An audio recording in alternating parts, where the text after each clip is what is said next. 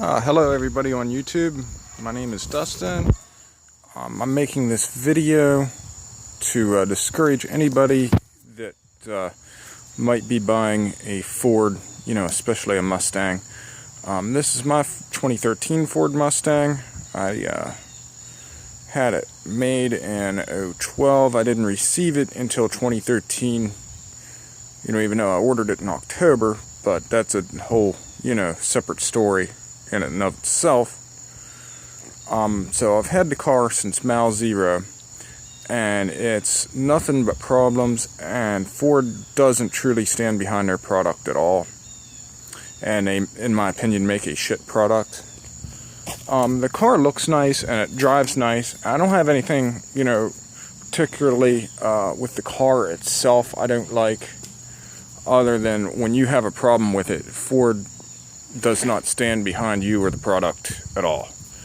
They just leave, if it's a flaming pile of crap, they just let it in your lap, and it doesn't matter that you bought it brand new and you're a new customer or whatever. They don't care about you. So anyway, my current issue with the car is there's these paint bubbles on the hood. The hood started rusting underneath the paint, and the paint starts bubbling up. So, it's not my fault. It was the crap hood they put on my car, but I'm a couple miles over their limited warranty, so they won't stand behind it, even though it's their piece of crap hood that's, wrong with the car. I'll try to get, it's hard to see because it's blue like the car. Hopefully we can get a good look at this, and everybody can see these ugly paint bubbles. When you're standing there looking at the car, you can see it, but on the camera it's a little hard to see. Plus it's jerking around on me and stuff.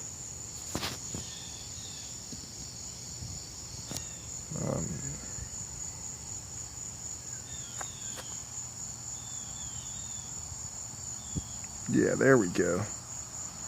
You can see where the paint's starting to bubble up. And it's like that underneath the hood too. And so, I have to spend the money to have my hood taken off and sanded down and repainted, because Ford won't stand behind it, because they make crap products that go bad, and they leave it on you, the customer. I've only had this car for 2 years, and so the hood shouldn't just start rusting up. I take care of my car and everything. This is just pathetic. But again, they won't accommodate me or anything because I'm a few miles over their limited warranty, and have a hood just start rusting up on you just because you had a car for 2 years is just like not acceptable to me. So anyway, my other issue I had with the car was that when I got the car, I had it about a year, and then I got a check engine light, and long story short, I took the car in and found out that I had a cracked engine block. It was a hairline crack in the engine block, and antifreeze was seeping into the number 1 cylinder. And instead of replacing the engine, which they could have just replaced the whole engine and had me done, they kept trying to get all the parts in to fix the cylinder, and I guess they replaced the block separately or something, I don't know. But I knew it took them 3 months to get the part for that cylinder, and they would not accommodate me with a rent, like a beater car to drive around. They would not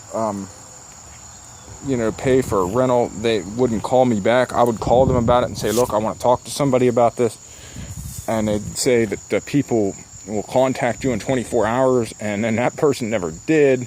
And then you'd call back, and then they'd tell you, well, we called your house 6 times yesterday. Well, like, I was there, so I know you're lying. And they're like, well, our phone system can't. But anyway, they would literally dodge you to not deal with you,